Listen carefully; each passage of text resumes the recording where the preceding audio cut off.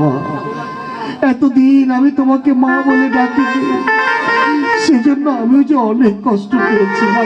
তোমার সেই কষ্ট আমার ভুয়া আবেজান্ত চূর্ণ করে আমায় তোমার কাছে টেনে এনেছে বাবা।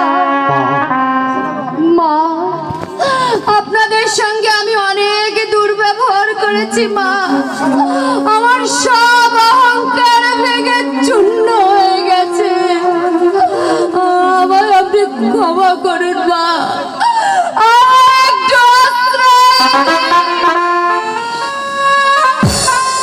ওঠো মা, ওঠো। ঘরের লক্ষ্মী, তুমি ঘরে ফিরে এসেছো। তোমাকে আশ্রয় চাইতে হবে কেন? এটা তো তোমার নিজের ঘর। না মা, না, ওই কাল নাগিনীকে কিছুতেই ঘরে আশ্রয় দিও না মা, তাহলে আমাদের সোনার সংসার আবার পুরে ছারখার হয়ে যাবে।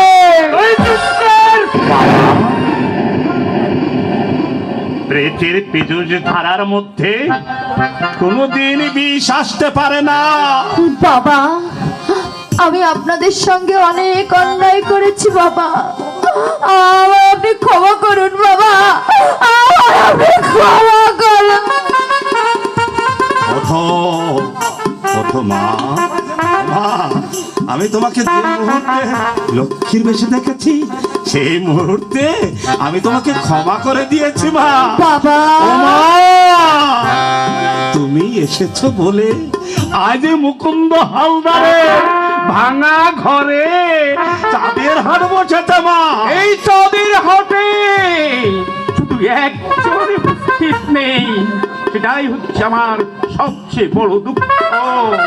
আরো দুঃখ, এই চাঁদের হাট ভেঙে দিয়ে অনু আর চলে যেতে চাইছে।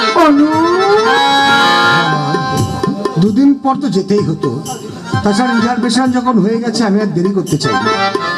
আর দেরি করলে হয়তো আমি ট্রেনটাও মিস করবো। আসি মা, আসি বাবা। ওর দিকে লক্ষ্য রেখো কেমন।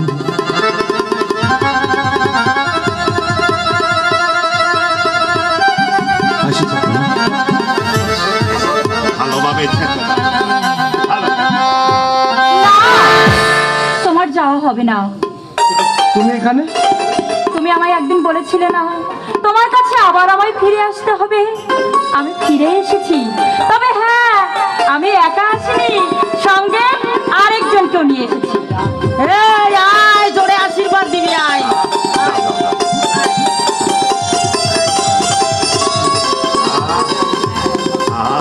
এসো। এই নাও, তোমার মাল। আবার আমার কেন? আরে এখানে নিয়ে এসো। আর